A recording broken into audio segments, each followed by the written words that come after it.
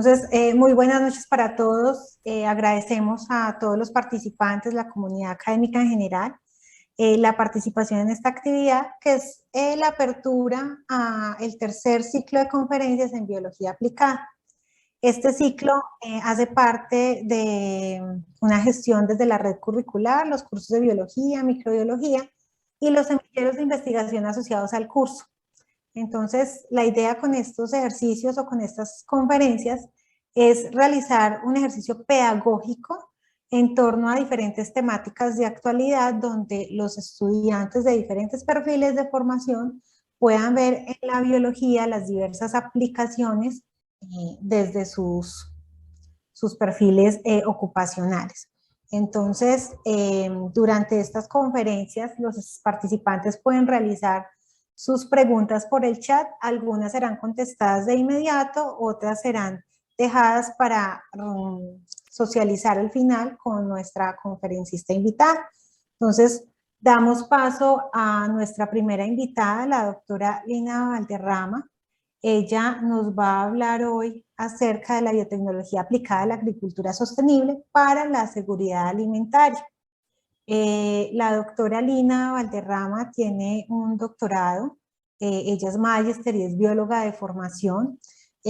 Actualmente, y digamos muy orgullosas de tenerla dentro de las 25 mejores científicas de Latinoamérica. Entonces, pues para nosotros es un placer que esté hoy con nosotros, cuenta con más de 15 años de experiencia en el sector. Es algo que nos va a aportar bastante a la actividad del curso, entonces una recomendación para nuestros participantes que tomen atenta nota, escuchen la invitada porque a partir de esta actividad pues vamos a desarrollar uno de los puntos de la actividad. Entonces, doctora Lina, bienvenida, muchísimas gracias por aceptar la invitación y ya la dejo con los participantes. Bueno, no, muchísimas gracias a ustedes por sacar un espacio de su tiempo, los estudiantes, y a ustedes por la invitación. Me siento muy honrada de poder compartir un poco de lo que hemos hecho durante estos 15 años y espero que sea pues de su total agrado. Cualquier pregunta en cualquier momento, nada más pues alzan la manito y la resolvemos. La idea es que sea algo pues muy dinámico, muy tranquilo otros, y pueden hacer las preguntas más sencillas hasta las más complejas. Trataremos de darles respuesta. Muchas gracias. Bueno, entonces empezando, bueno, ya la charla se llama Biotecnología aplicada a la agricultura sostenible para la seguridad alimentaria. Vamos a ver un poquito como abrebocas. El nitrógeno es el elemento limitante en la fertilización en todos los cultivos, pero no sé si ustedes en mente, y me gustaría que esto se lo llevaran para sus casas y recapacitarlo un poco, y es que las emisiones de óxido nitroso son 300 veces más potentes o más contaminantes en la capa de ozono que el dióxido de carbono. ¿Sí? Y este óxido nitroso es producto de la aplicación de los fertilizantes a los diferentes cultivos. ¿Sí? Según estudios en Estados Unidos, estas emisiones de óxido nitroso, que es tan dañino para la capa de ozono, el 74% corresponden a gestión agrícola. ¿Sí? Entonces, todos estos cultivos necesitan el nitrógeno fundamental para la producción, pero para que esta producción sea eficiente, lo hemos estado suministrando en forma de urea. Y esto produce óxido nitroso. Ese óxido nitroso es más difícil y más contaminante que el CO2. Entonces, llevémonos eso así como para recapacitar hoy en la... Bueno, ahora sí, entrando en materia, vamos a hablar primero unas generalidades, luego vamos a hablar de las bacterias nativas fijadoras de nitrógeno, que es la parte fuerte de lo que fue tesis doctoral, y seguidamente vamos a hablar de hongos, de microorganismos y los resultados en campo. Entonces, todos estos son seres muy, muy pequeños que vemos a través del microscopio, pero que tienen unos impactos muy grandes y muy importantes en la seguridad alimentaria de toda la humanidad. Con el aumento de la población mundial, ¿sí? Desde todos estos últimos 50 años han habido se ha necesitado sembrar gran cantidad de cultivos, ¿no? Para poder responder a esas demandas de alimentos mundial. Entonces pasamos, según los datos de la FAO, de unos 30 millones de hectáreas sembradas a 1.500 en los últimos 50 años. Entonces es muchísimo lo que necesitamos para la seguridad alimentaria de la humanidad. Como les comentaba, el nitrógeno es uno de los factores limitantes. Llévenselo también en sus mentes. Son tres los elementos súper importantes para que un cultivo tenga buena productividad. Es nitrógeno, fósforo y potasio. Dentro de esos tres, el nitrógeno es fundamental en la producción. ¿Y cómo lo suministramos al cultivo? Pues bueno, mediante un fertilizante químico. Pero los fertilizantes químicos son muy costosos porque son altas temperaturas y alta presión. Entonces, para producir altas temperaturas y alta presión necesitamos energéticos, que es, digamos, una de las respuestas de la guerra en Ucrania y Rusia. Entonces, estos energéticos, para poder producir estos fertilizantes, los tienen los países, digamos, más poderosos. Eso hace que en nuestros países dependamos mucho del petróleo. Entonces, vamos uniendo todo lo que está pasando a nivel mundial con nuestros problemas en fertilización y en producción de los cultivos. En Colombia, el promedio de utilización de fertilizantes de origen químico es de 121 kilos según el COMPES del año 2019. Pero en América Latina el promedio es de 148. Entonces, digamos que tenemos unos suelos muy fértiles, pero nosotros usamos gran cantidad de fertilizantes en comparación con el resto de países en América Latina. Mi experiencia ha sido mucho en el gremio de la caña de azúcar y pues se ha expandido muchísimo en estos últimos años porque además de azúcar se produce alcohol, carburante y también cogeneración de energía. Entonces pues cada vez se ha aumentado más el área y digamos que esto ha necesitado cada vez más utilización de origen químico. Brasil es el que maneja todo digamos, el mercado y las subidas y bajadas de los precios del azúcar porque tiene el 40% de la producción mundial. Ellos producen más o menos entre 721 millones de toneladas hasta el año pasado. El cultivo de la caña de azúcar consume 1.2 kilogramos de nitrógeno por tonelada. Entonces, y nuestra producción en el Valle del Cauca es de 115.7 toneladas por hectárea. Entonces ahí hacemos como una cuentica de cuánto nitrógeno necesita para producir, digamos, esa cantidad de caña. Entonces, más o menos se ha llegado a las conclusiones de que son entre 4 y 6 bultos de urea, perdón, entre 6 y 8, pero hay muchas pérdidas por evaporación, por escorrentía, y dentro de estas pérdidas se produce lo que les comentaba, que se lo lleven para reflexionar, y es el óxido nitroso. Entonces, esta urea se aplica, se evapora, y al contacto con el oxígeno produce óxido nitroso. Esto es 300 veces más contaminante que el CO2. Entonces, si queremos tener una buena aporte a la contaminación y a disminuir ese hueco en la capa de ozono, pues es importante estudiar este óxido nitroso y las aplicaciones de fertilizantes de origen químico.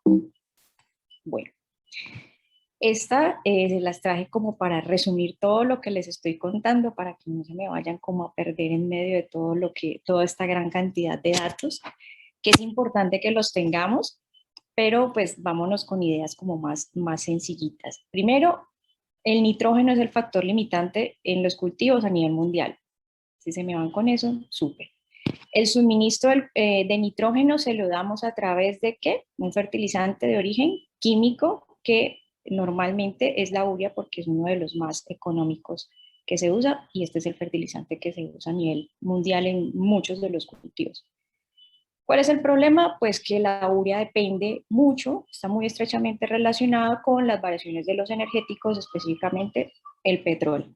Y pues esa es la fuente que tenemos por ahora de fertilización nitrogenada, pero hace que estos países como los latinoamericanos pues tengamos una dependencia muy fuerte a las variaciones del petróleo y pues eso constituye un riesgo a nivel general. Y por último, esta urea produce contaminación por óxido nitroso. ¿Listo? No sé si los muchachos me están siguiendo o se me pierden, cualquier cosa me avisa. ¿Por qué es importante este estudio de el óxido nitroso, la fertilización, la contaminación y otras alternativas para la urea? Porque en el Valle del Cauca hay 230, ahorita ya hay un poquito más, pero 232.000 hectáreas sembradas en caña de azúcar. Entonces es un área bastante grande y es un renglón de la economía bastante importante para la región. Y bueno, ahí ya les comentaba que además de azúcar se produce alcohol y cogeneración de energía. Entonces son varios, digamos, negocios estratégicos asociados al cultivo. Pero, pues como es un área tan grande, también la contaminación, la lixiviación, la volatilización y todo esto, pues puede constituir un problema muy cercano si no encontramos alternativas o si no estudiamos alternativas. Y alineándonos un poco con los objetivos de desarrollo sostenible y con los compromisos que adquirió nuestro país en el convenio en París en el 2015, pues aquí les traje tres objetivos de desarrollo sostenible que se alinean un poco con todo este tipo de investigaciones y con lo que fue mi tesis doctoral. Uno es acción por el clima, porque el compromiso es disminuir las emisiones de gases de efecto invernadero. Como les contaba, el óxido nitroso, producto de la aplicación de la urea y la evaporación, pues es uno de los gases más contaminantes. Entonces, si nosotros podemos trabajar en disminuir las aplicaciones o encontrar alternativas a la aplicación de químicos, pues vamos a estar apuntándole como país y como región a este objetivo sostenible número 3. El otro objetivo es disminución de costos y aumento de la producción, entonces producción y consumo responsable, que muchas empresas y muchos agricultores produzcan todos sus cultivos, pero de una manera responsable. Entonces es usando otras alternativas, usando eh, otro tipo de fertilización o mezclando este tipo de fertilización para que las cantidades de urea que usemos pues sean un poco más responsables y podamos tener unos cultivos más sostenibles. ¿Sí? Y el último es vida vida de ecosistemas terrestres. Entonces, conservación y aplicación de la microbiota nativa. Entonces, ya les voy a contar más adelante que la aplicación de estos microorganismos que están ya en nuestros propios suelos, pues la conservación de ellos, el estudio de ellos va a hacer que ese tipo de microbiota que está en nuestros suelos pues sea conservada. Entonces, si no la conocemos, pues no sabemos qué estamos perdiendo, pero si empezamos a estudiarla, si muchos de ustedes se interesan en este tipo de investigaciones, pues cada vez vamos a conocer más la riqueza que hay en nuestros suelos y la cantidad de fertilizantes que podemos hacer a partir de nuestros propios microorganismos en nuestros suelos. Bueno, entonces hay muchas alternativas, dentro de estas hay varias que son bacterias solubilizadoras de fósforo. Les comentaba que para los cultivos se necesitan tres cosas: nitrógeno, fósforo y potasio, ¿sí? Recuerden, nitrógeno, fósforo y potasio. Hay bacterias que solubilizan el fósforo, hay unas que fijan nitrógeno y hay otras que también solubilizan el potasio. Nos hemos concentrado en este estudio en las bacterias fijadoras de nitrógeno, pero hay otras que hacen gran cantidad pues, de ayudas para los agricultores y para el suelo en general. Entonces se las trajo aquí como con estas, en este gráfico para que vean que todas estas unidades se convierten en las tecnologías sostenibles y en esa aplicación de esa biotecnología hacia tener cultivos cada vez más limpios y amigables con el medio ambiente. ¿Sí? Bueno, entonces dentro de estos tenemos, como les comentaba, los microorganismos benéficos. ¿Cuáles son los beneficios? Algunos fijan nitrógeno de manera natural, no por la forma química como se hace, digamos, lo hacemos los humanos, sino que lo hacen por fijación de nitrógeno de forma natural. Solubilizan fósforo, algunos son degradadores de lignina, otros captan hierro, otros controlan enfermedades, Algunos hacen dos cosas, por ejemplo, fijar nitrógeno y producir fitohormonas, que lo que hacen es estimular a las plantas para que crezcan. Y otras lo que hacen es proteger a las plantas contra otros patógenos, ¿sí? ¿Dónde están estas bacterias, estos microorganismos, estos hongos? Pues ellos están en distintos lugares en los cultivos. Unos están dentro de las plantas, que se llaman endófitos. Entonces, dentro de la planta, en mi caso, pues he estudiado las que están endófitas dentro del azúcar. Otras están de vida libre, o sea, que están como en el suelo, ¿sí? Y alrededor de la rizósfera es la raíz, todo lo que está alrededor de la raíz de los cultivos, y otras son simbióticas. Por allá en el colegio nos enseñaron el ensayo del frijolito, de hacer crecer el frijolito, y en ese frijolito uno podía ver cómo algunas podían hacer simbiosis y producir los nódulos de las leguminosas. Entonces, estas son muy específicas, que son eh, simbióticas. ¿Cómo funcionan? Pues ellas funcionan de una manera muy específica, dependiendo del tipo de cultivo, dependiendo pues la variedad. En este caso, pues en la caña de azúcar tenemos distintas variedades, pero pues depende del cultivo, si es maíz, si es soya, si es caña, si pues son, por ejemplo, leguminosas. Y dependiendo del tipo de suelo que estemos hablando, no es lo mismo un suelo de la zona, no sé, Jamundí, por ejemplo, que tiene pHs muy ácidos, a un suelo de la zona del aeropuerto, que son un poco suelos que son más salinosódicos, y de las condiciones ambientales. Entonces, dependiendo si llueve mucho, si no, si hace mucho calor, eso depende mucho de los nutrientes también que tenga el suelo. Entonces, como pueden ver, el funcionamiento de los microorganismos es un cúmulo de muchos factores que se alinean para que funcione, y eso ha hecho que de pronto la tecnología no sea muy usada, porque son finalmente seres vivos. Entonces, estamos trabajando con sistemas biológicos. Bueno, hasta ahí la introducción. No sé si tienen alguna pregunta, si alguno quiere de pronto intervenir. Si no, pues seguimos. Vamos a hablar ahorita sí ya del tema específico, que una de las cosas que me apasiona son las bacterias fijadoras de nitrógeno. Entonces, dentro de estas, como les comentaba, la obtención de la urea se hace en la urea comercial o el nitrógeno de forma química. Pues se necesitan altas temperaturas, más de 500 grados centígrados, lo que lo hace muy costoso.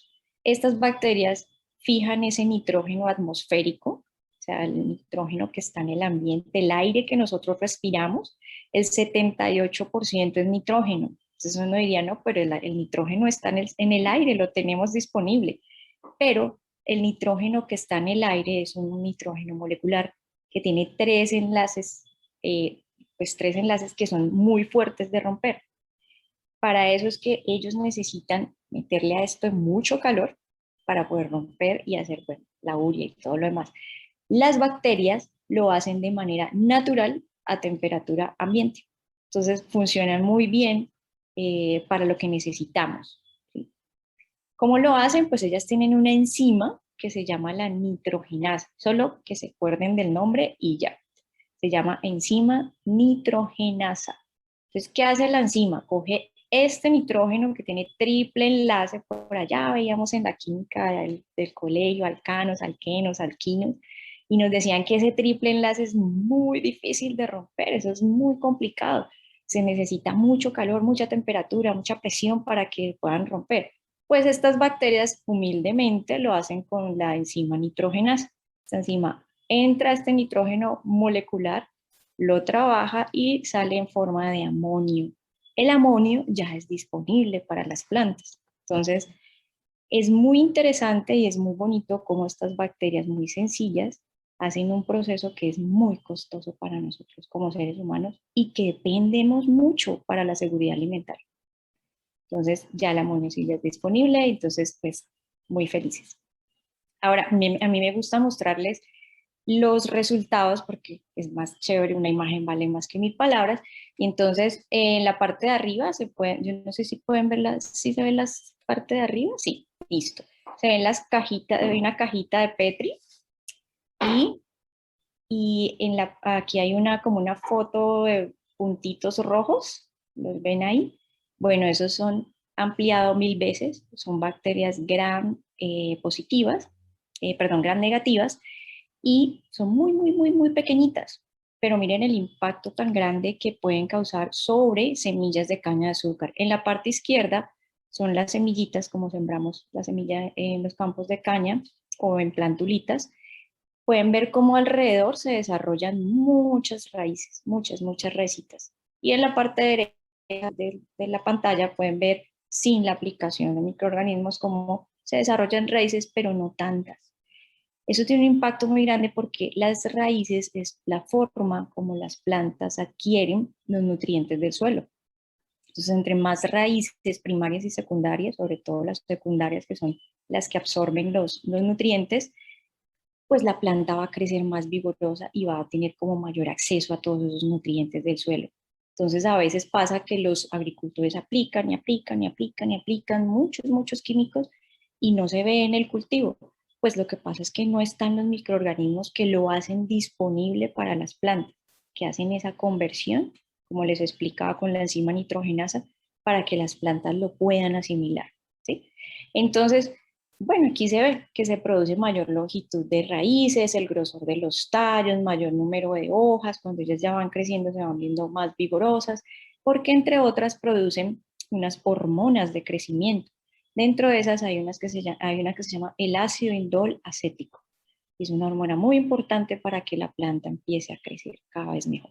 ¿Listo? Ahí hay otras que son auxinas, citoquininas, pero eso lo verán más adelante en sus cursos ya no sé, de biología más como más aplicada al agro. ¿Qué se ha observado a nivel mundial? Porque pues no es algo que se está haciendo solamente aquí en Colombia, lo están haciendo en muchísimos países, ya nos lleva mucha ventaja en muchos otros países, en Europa, en Estados Unidos, en India, en Israel también, en Corea están también trabajando en este tema, hay muchos científicos y muchas universidades que están trabajando en esto, han encontrado aumentos en producción, han encontrado rendimientos, aumentos en el rendimiento de los cultivos, mayor cantidad de biomasa y pues algo muy importante que ha llamado la atención y que ha ayudado a que esta investigación sea financiada y apoyada es que se pueden aumentar las toneladas de caña de azúcar entre 3 y 6. Entonces esto pues en términos económicos es muy importante y además pues estamos conservando el medio ambiente. Además, entonces se encontró hay varios artículos que sostienen que se puede reducir los niveles de fertilizantes entre un 40 y un 50%. Entonces, pues algunos, yo creo que estamos alarmados un poco con los costos tan altos de los fertilizantes y eso implica pues en la canasta familiar y en todo lo que es la alimentación, o sea, carne, todo va a subir. Entonces, pues encontrar alternativas biológicas para bajar estos niveles de fertilización de origen químico, pues van a ser cada vez más importantes. En Brasil, por ejemplo, se han hecho varios estudios y han encontrado que estas bacterias pueden llegar a fijar hasta 160 kilogramos de nitrógeno por hectárea. Y además, pues bueno, todas las mejoras que hay mayor número de raíces, altura, tallo, mayor grosor en los tallos y finalmente esto se convierte en azúcar. Entonces, pues hay una corriente de investigación muy importante sobre eso. Ahora pasamos a ver hongos. Entonces, todo lo que les conté son bacterias y estos son otros microorganismos que son hongos y dentro de estos nos hemos especializado en uno que es muy, muy, muy importante para el agro, que es el tricoderma. Entonces, es un hongo benéfico que ha sido ampliamente estudiado para muchos, muchos usos. Y la más común es el Trichoderma hertzianum, pero hay distintas cepas. Y en nuestros suelos, que son muy ricos, pues hay muchas otras cepas que pueden ser usadas para biofertilización o para protección de los cultivos. Les traje las cajitas, esta es una fotico que sí está en internet, y primero él crece como amarillito, como algodón, y luego se va poniendo cada vez más verdecito, y lo que se pone verde son las esporas. Estas esporas, una vez están bien, bien verdes, eh, están listas para ser aplicadas en campo.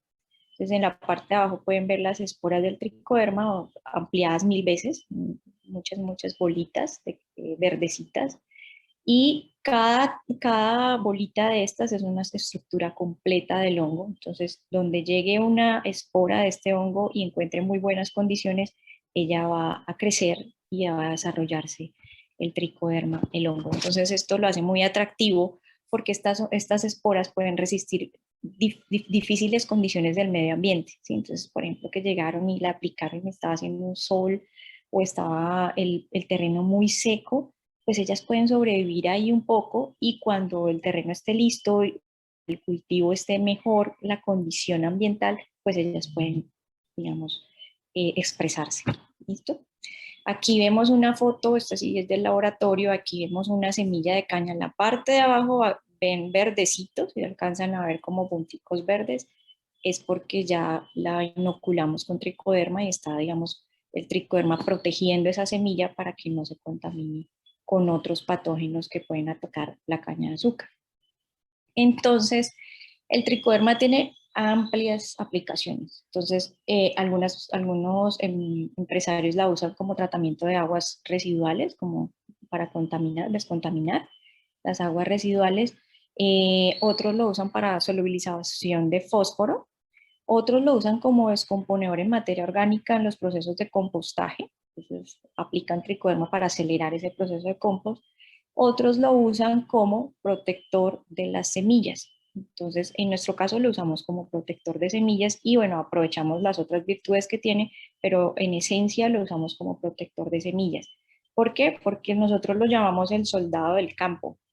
Y es que el tricoderma tiene distintos como formas de ataque para los patógenos en campo. Entonces la caña de azúcar es dulce, entonces pues ahí pueden caer muchísimos microorganismos que pueden ser oportunistas o patógenos de la semilla de caña. Entonces el tricoderma lo que hace es que él dice, ok, aquí estoy, voy a proteger esta semilla. Si llega el patógeno, él lo que hace es ocupar primero el lugar que iba a ocupar el patógeno. Entonces es acción competitiva, o sea, yo llego primero, llego y colonizo el espacio antes de que llegue el patógeno. Si además de eso el patógeno persiste, puede que sea un patógeno bien agresivo y diga, no, pues lo voy a sacar y sigo aquí, pues el tricoderma puede producir antibióticos o antimicóticos para estos patógenos. Entonces es, ok, listo, me vas a sacar, pero entonces voy a producir un antibiótico y te voy a atacar con eso. Si a pesar de eso ese patógeno sigue y persiste y es muy fuerte, como puede suceder en campo, entonces el tricoderma hace una asfixia mecánica que tú la puedes ver en microscopio o en estereoscopio, y es que las hifas del tricoderma envuelven las hifas del otro patógeno o del otro hongo que esté como atacando la semilla y se lo come. O sea, es una asfixia de que lo estrangula. Entonces puedes ver eso digamos, en microscopio o en estereoscopio en laboratorio. Entonces, es un microorganismo que es altamente eficiente en campo y por eso es muy famoso y muy usado en la agricultura y en biotecnología en general para la agricultura. Entonces, ahí les presento el tricoderma. ¿Qué hemos encontrado en campo? Pues que la combinación del tricoderma más las bacterias es súper eficiente para que las semillas tengan mejor porcentaje de germinación. Entonces aquí pueden ver 14 días después de sembrar la semilla de caña de azúcar en el campo, dejamos las barritas azules, es el testigo, que es como lo hacen normalmente en la mayoría de la industria. Las barritas amarillas es el Vitabas, que es un protector de semillas, pero de origen químico, que se usa tradicionalmente a nivel mundial para proteger las semillas de la caña.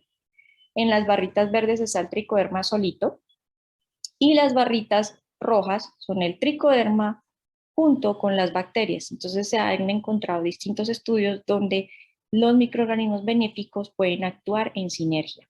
Entonces, algunos compiten, pero estos dos pueden llegar a actuar en sinergia y podemos ver que después de 35 días después de la siembra, un poquito más de un mes, el 80% de las semillas tratadas con tricoderma más las bacterias fijadoras de nitrógeno, pues tienen un 80% de germinación. Y eso ha impulsado que estas investigaciones sean cada vez más financiadas y más estudiadas. Les cuento. Veámoslo cómo se ve en vivo y bueno, no en directo, pero por lo menos sí en vivo lo más cerquita posible. Y es, miren, en la parte izquierda, las esporas de una semilla tratada con tricoderma se ve verdecito. Todo lo verdecito es el espacio que está ocupando tricoderma, que no se lo deja ocupar de otro patógeno. Y miren cómo genera muchas, muchas raicitas alrededor que van a hacer que la planta pueda tener acceso a los nutrientes. Entonces vamos a proteger la semilla y a permitir que la planta tenga acceso a nutrientes.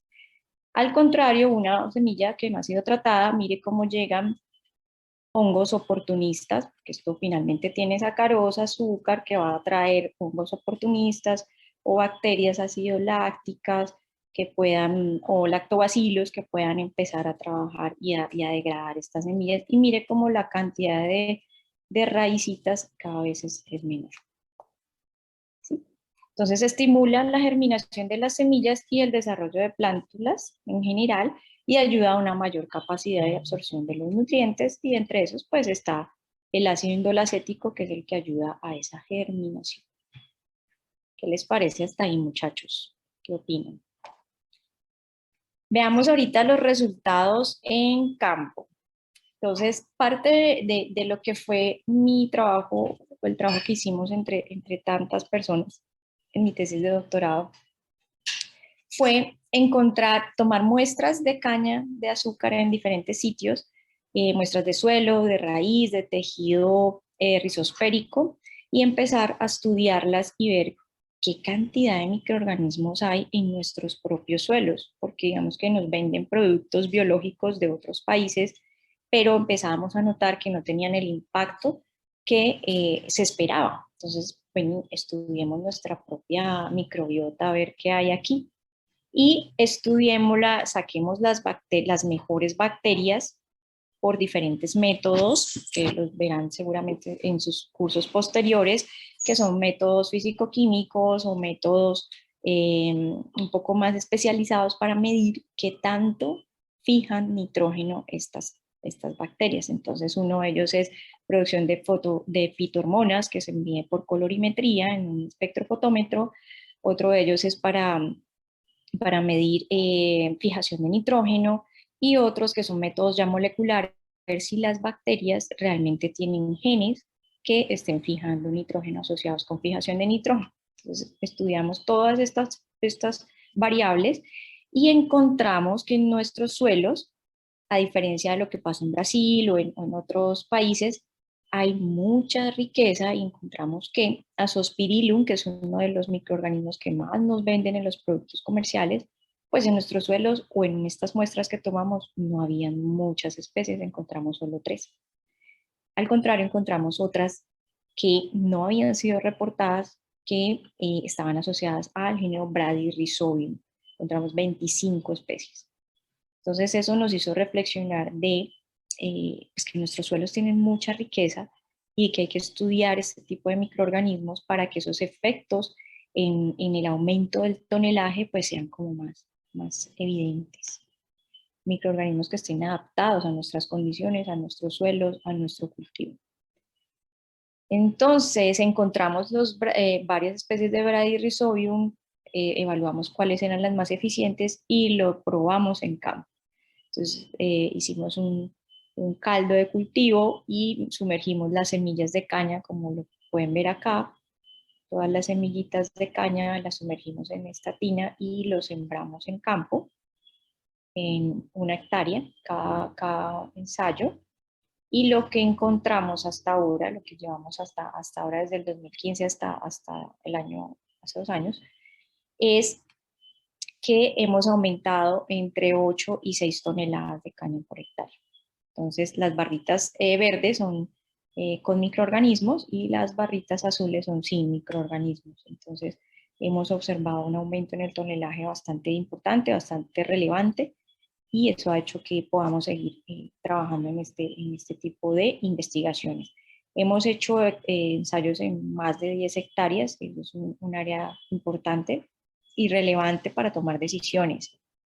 Y aquí, pues una imagen vale más que 1000 palabras y con microorganismos en el lado izquierdo de sus pantallas pueden ver a los 6 meses sacamos toda la planta de caña y mire cómo se desarrollan las raíces muy grandes, muy grandes, en comparación con una que no ha sido tratada por microorganismos. Y también hay mayor cantidad de tallos, y es un poco más grande.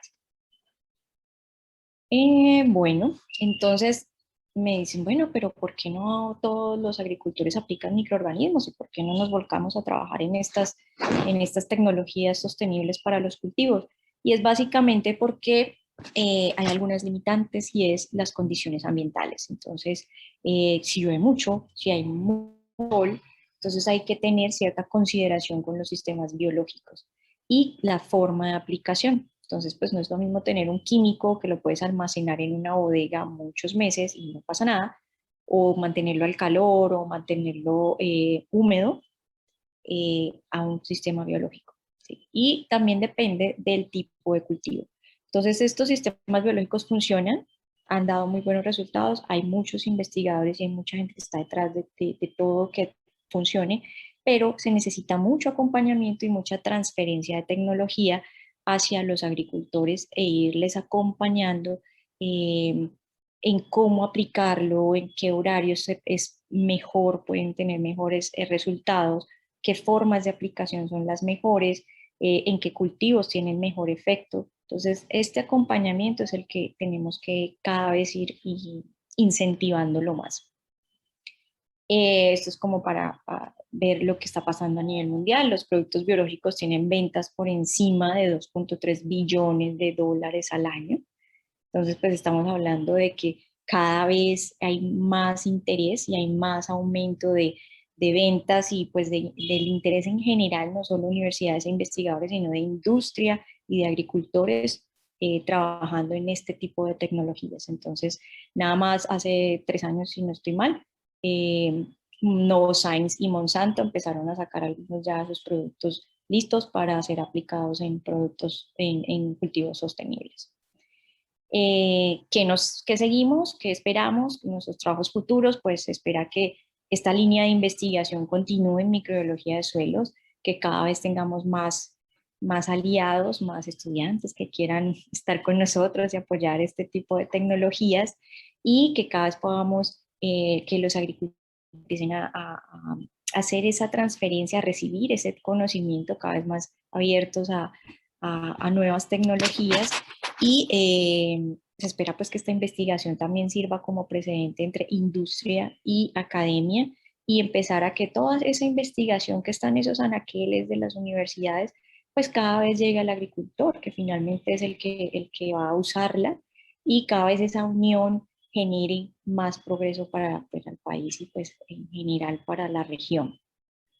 Los agradecimientos, pues este es mi equipo de trabajo, muchachos del laboratorio, bueno, todos los profesores y asesores que hemos tenido durante toda esta investigación, la Universidad del Valle, el programa pues de doctorado en Ingeniería Sanitaria y Ambiental, el Ingenio del Cauca y la Universidad de Georgia Tech, que nos ayuda mucho en todo este proceso y pues nada, el ingenio que ha sido súper importante y relevante en toda esta investigación y está apostándole a nuevas tecnologías y agricultura sostenible.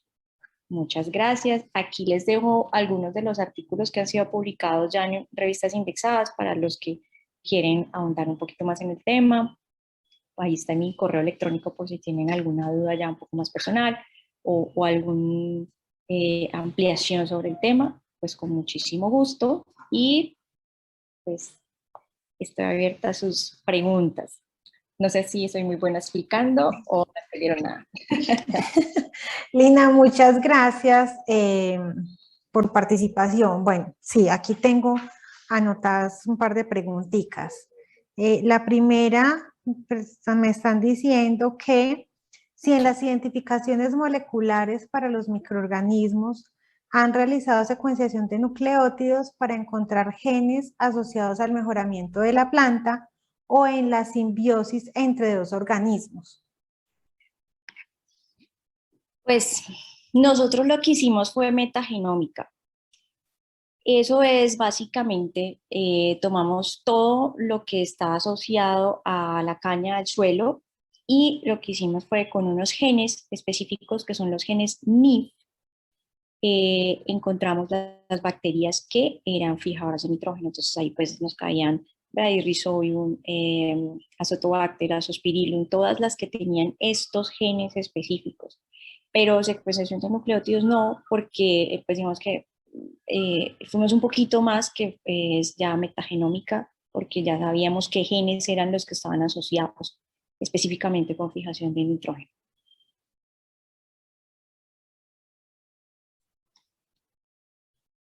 No sé si respondí bien. Sí, Sí, sí, sí, sí, no, y de hecho, pues la metagenómica me permite tener una información muchísimo más precisa en ese caso.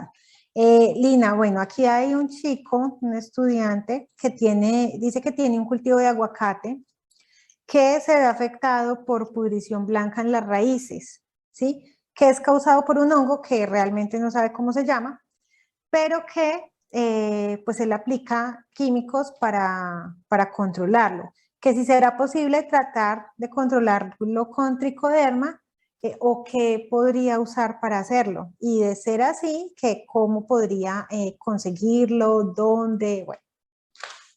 Bueno, hay una prueba que se llama prueba de antagonismo. Entonces, si me lo preguntas a mí, que me encanta botarle corriente esos retos en la agricultura, pues yo tomaría una muestra del hongo que tiene, no me acuerdo cómo se llama la persona, bueno, una muestra del hongo y lo pondría en una cajita de Petri a competir con el tricoderma, digamos que nosotros tenemos o algún otro tricoderma comercial, a ver qué tan eficiente, qué tanto puede defender ese tricoderma, defender digamos, al aguacate de este otro hongo, ¿sí? Antes de irlo a aplicar, o sea, como cerciorémonos a ver si es tan eficiente para eso. Y hay otra técnica que es empezar a cada vez someter el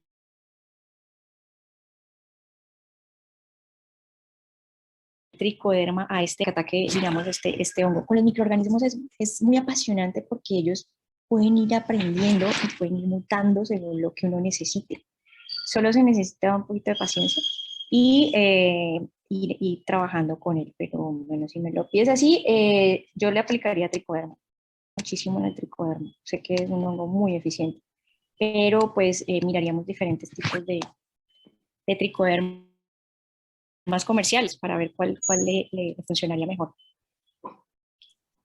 Listo, Lina. Y yo para complementarte, creo que lo que podríamos hacer, Omar, es que puedes traer la muestra al laboratorio de la universidad. Bueno, nos dices en qué centro te encuentras y nos facilitas la muestra y te podemos colaborar haciendo ese ensayo para que, como dice Lina, pues puedas ir a la fija ya teniendo un análisis previo. Nos están preguntando si se ha realizado en otras plantas ese estudio. Ana, si quieres algo.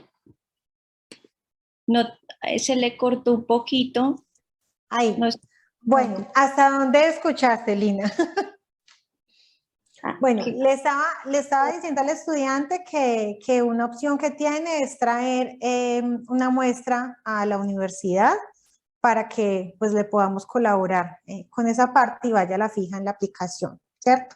Entonces, Omar, te puedes contactar con el tutor que tengas en el aula o conmigo y hacemos el ejercicio.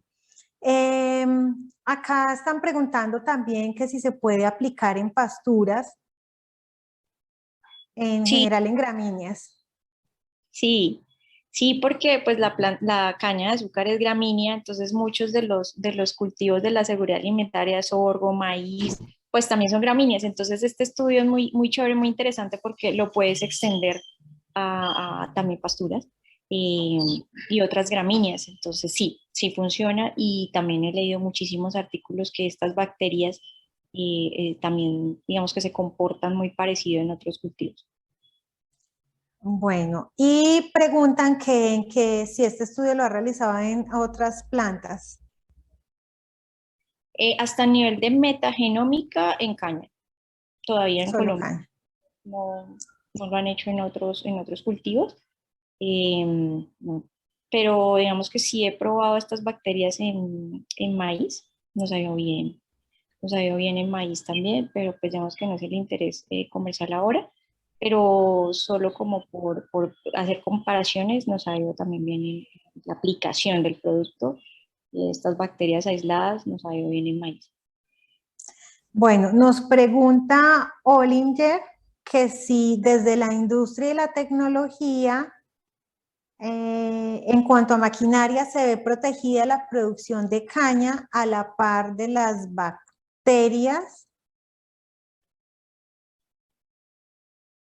No sé si Olinger, si de pronto no, creo que no te entendemos bien la pregunta, si no la puedes volver a escribir. Mientras tanto, miremos aquí otras. ¿Con qué nombre comercial pueden encontrar esos productos?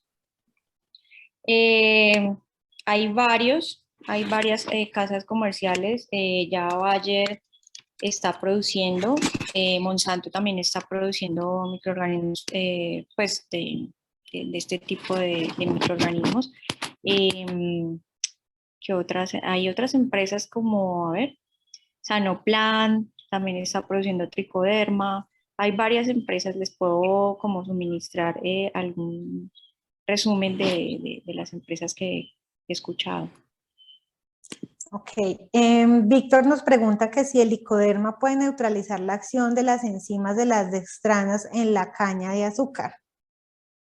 Súper interesante esa pregunta porque hay varios artículos que he leído, se los puedo compartir, de pronto me dejan el correo, sobre la aplicación del tricoderma para neutralizar leuconostoc, que es pues, para pues un contaminante ahí como bien importante ya a nivel de fábrica y funciona muy bien, les ha ido bien en los resultados hasta ahora.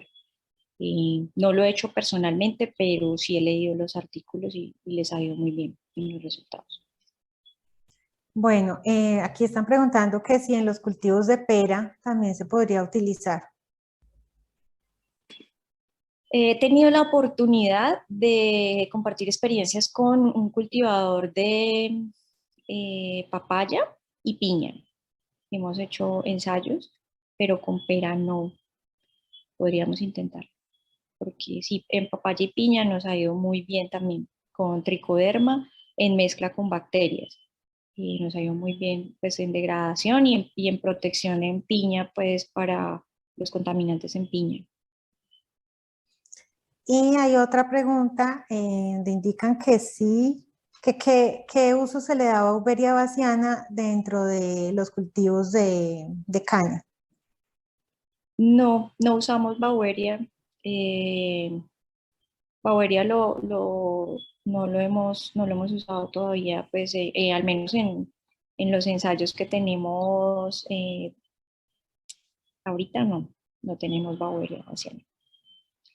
Lo que pasa es que nosotros, Baueria ha sido como más asociado a antagonismo, ¿no? Entonces, pues nosotros ese tipo de contaminantes o de antagónicos en la caña no los tenemos, ese tipo de problemas. De pronto podría ser más eficiente o lo usan más en los cultivos de café, lo he escuchado mucho, pero Bastante. no, no ha sido como algo muy determinante. En caña nosotros el control biológico lo hacemos con las mosquitas taquínidos. Entonces, ahí ya son muy eficientes. Entonces, pues no hemos tenido como mucha oportunidad de probarlas.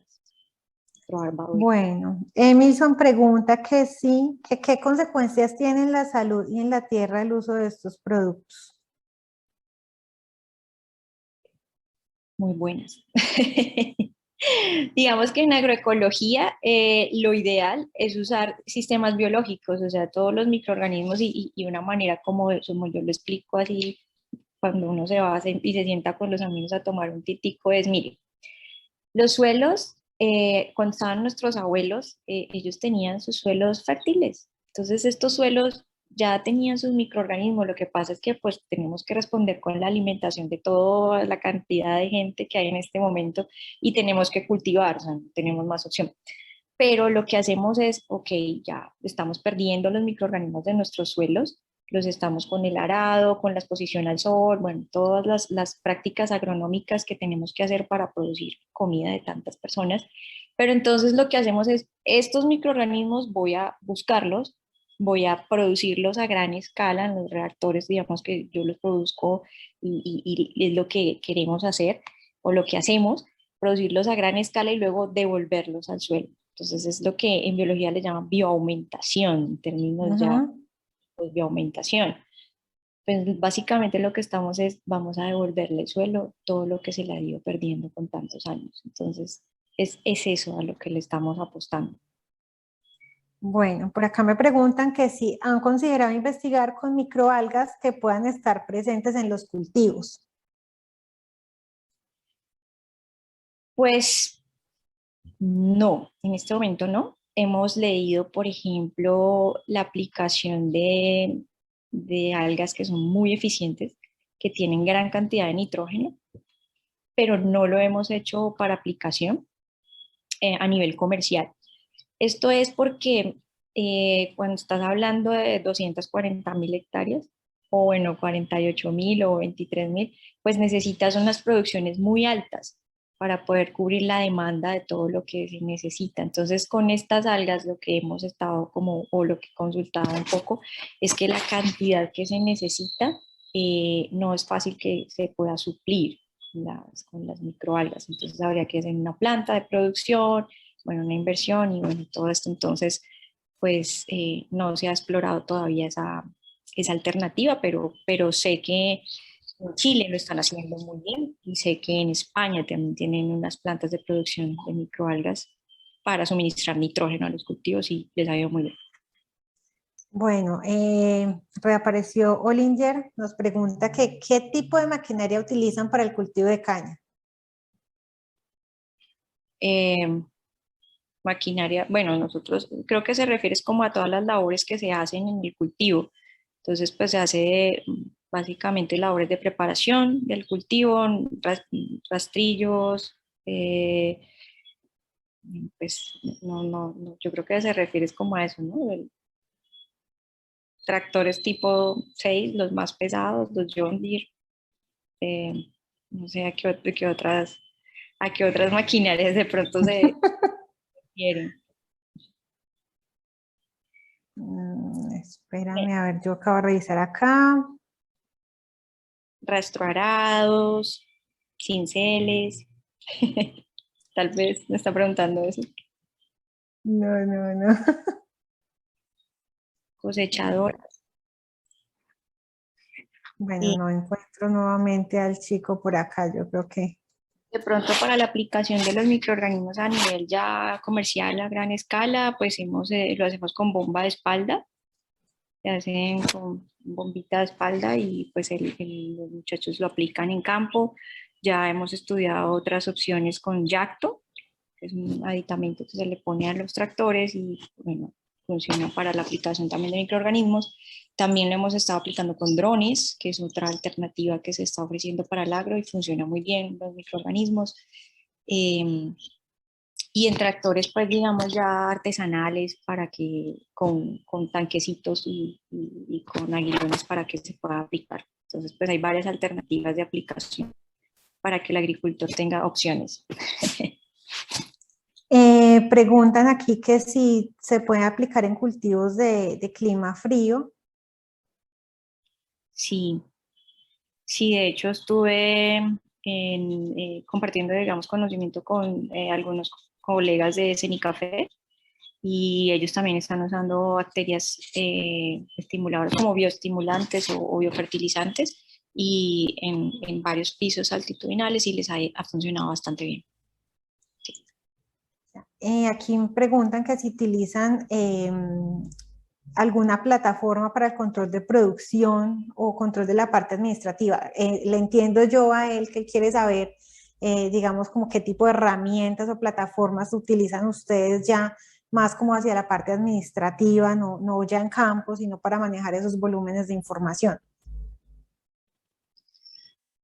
Pues a ver, nosotros hacemos producción en tipo batch, y pues básicamente es un escalado. Así funciona, lo mismo funciona la industria de los lácteos, así funciona la industria de las cervezas, bueno, distintos tipos de industrias funcionan tipo batch y se hacen pues un escalado. Entonces, primero empezamos con 1 litro, luego 10, luego 100, luego 1000 y eso es como los tanques que tenemos. Ahora ya a nivel operativo nosotros tenemos varios sistemas que son SAP y Siagri y ahí registramos toda la información de a dónde se van los microorganismos que se producen, a qué haciendas y cuál es la concentración que se va y qué cantidad se aplica al microorganismo para al final del periodo ver cómo le fue en sus tonelajes, que es finalmente como nuestra prueba de si está funcionando o no está funcionando, toneladas de caña por hectárea.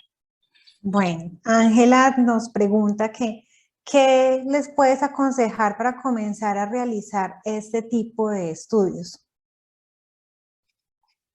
Yo pensaría que el acompañamiento de un agrónomo, una persona que les pueda, un biólogo, un microbiólogo, en digamos que en este punto es muy importante también el acompañamiento de las universidades, de los profesores, que puedan abrir un poco el paradigma de muchos agricultores.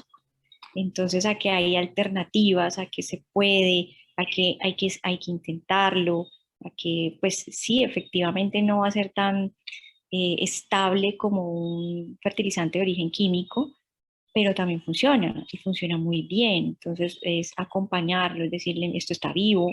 Entonces, pues si usted lo deja en el sol el mediodía mientras va y almuerza, después cuando regrese probablemente las poblaciones habrán disminuido, ¿no?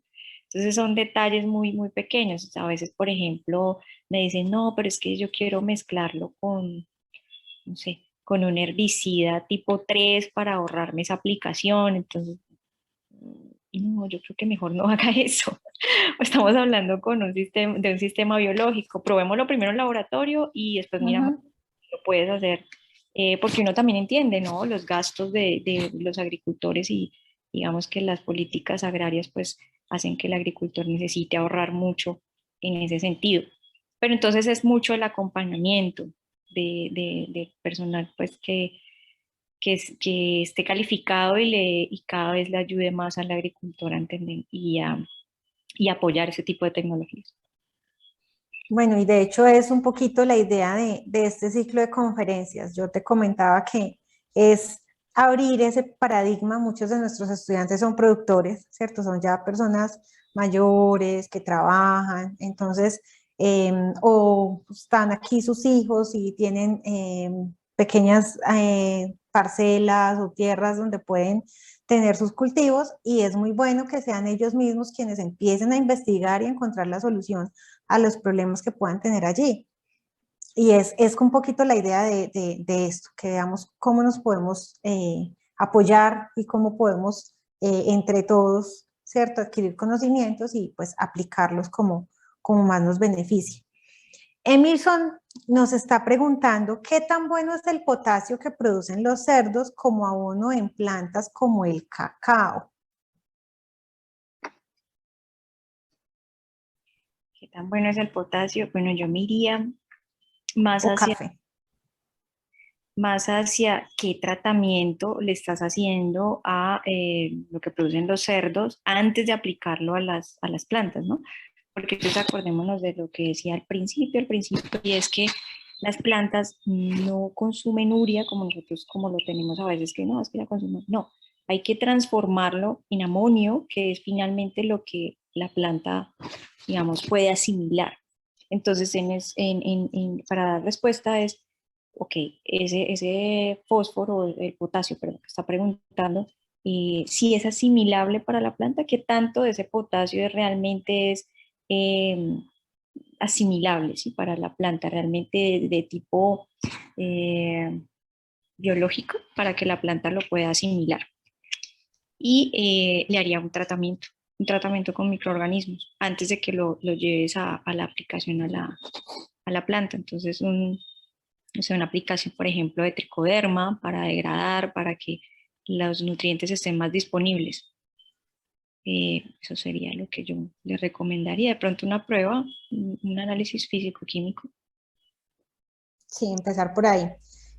Aquí nos preguntan si se puede emplear en cultivos que ya llevan su ciclo de producción normal o se tiene que preparar el suelo antes de la siembra. A nosotros nos funciona muy bien cuando recién cortan la caña, en esa herida que queda en la caña, aplicar el microorganismo para que el microorganismo pueda entrar al todo el sistema vascular de la planta. Entonces, si usted puede aplicarlo desde la semilla y que haga como ese match con los microorganismos y crezcan como junticos, pues es lo ideal. Si no se puede, de todas maneras hemos tenido buenos resultados en aplicaciones foliares, porque pues, recordemos que las plantas tienen sus estomas que los abren y por ahí los microorganismos que son más pequeños pueden entrar y empezar pues a hacer su trabajo con las plantas. Pero lo ideal sería que nos fuéramos desde semilla o desde la siembra o cuando corten el cultivo. Bueno, y creo que aquí tenemos la última pregunta. ¿Qué tan beneficioso es el hongo en el tratamiento de las plagas como la roya, el carbón o el cogollo retorcido en la caña de azúcar? Eh, yo personalmente no lo he probado. Hicimos 3 ensayos con roya, ya carbón y el otro no, pero con roya nos fue muy bien. Con roya nos fue muy bien, con el tricoderma, digamos, la cepa que nosotros tenemos. Eso es muy importante también y es que pues en tus suelos puedes tener cepas muy diferentes y se ha encontrado que hay a nivel de subespecie, o sea, se especializan tanto o se vuelven tan de esa región que los hace muy, muy especiales. Entonces, nosotros hemos probado con el tratamiento de roya, nos fue pues bien. Las otras dos no, eh, pues creo que nos ha faltado ponernos a hacer ese ensayito, pero no hemos hecho en ese sentido. La invitación es más como que en los suelos que tienes, los agricultores que tienen sus suelos, ahí puede estar la solución a muchos de sus problemas. No tienen ni siquiera que comprar algún tercero. Es solamente ese acompañamiento y como esa ayuda, digamos, de parte pues ya de la academia para ayudarles a encontrar sus propios microorganismos. Los tienen ahí, muchos agricultores tienen un guadual que no le han intervenido, tienen unos suelos súper fértiles o algunos que han tratado con compost y están sufriendo por algunas enfermedades y resulta que probablemente tienen ahí el hongo súper poderoso que puede atacar muchos, que puede ser antagonista de muchas enfermedades y no lo han descubierto. Bueno, y pues por último que si es posible aplicar, hacer estas aplicaciones en cultivos que han sido fumigados con glifosato. Sí, nosotros lo hacemos. Sí, o sea, pues digamos que la caña se sabe que se necesita hacer la maduración, entonces pues se hace todas las aplicaciones de microorganismos y finalmente se hace la maduración con glifosato. Y así se hace. Sí. Bueno, Lina, no, muchísimas gracias por acompañarnos hoy. Creo que fue un muy buen ejercicio. Vimos que los chicos estuvieron participativos, entonces, bueno, pusieron atención. Muchísimas gracias desde la red del curso. Te agradecemos enormemente por habernos acompañado hoy. Pues estás cordialmente invitada a que nos acompañes a las otras sesiones como asistentes si de pronto te interesan las temáticas a abordar. Claro que sí, muchísimas gracias a todos por sacar su espacio, los estudiantes que nos preguntaron, ahí me están dando las gracias, muchísimas gracias a ustedes. Lo que necesiten, por ahí creo que quedó mi correo electrónico. A mí me encanta que nos sentemos a botar corriente y a buscar soluciones, entonces lo que necesiten con muchísimo gusto. Yo creo que te voy a molestar, pues tengo a Omar ya aquí, ya hablé con él por el WhatsApp, entonces si alguna cosita yo hago como el puente contigo, está muy interesado en realizar el tema del estudio en el cultivo de aguacate que tiene. Ay, tan bonito, ¿no? Con muchísimo gusto en lo que les pueda servir. Muchas gracias. Bueno, muchas gracias a todos y una feliz noche. Chao. Chao.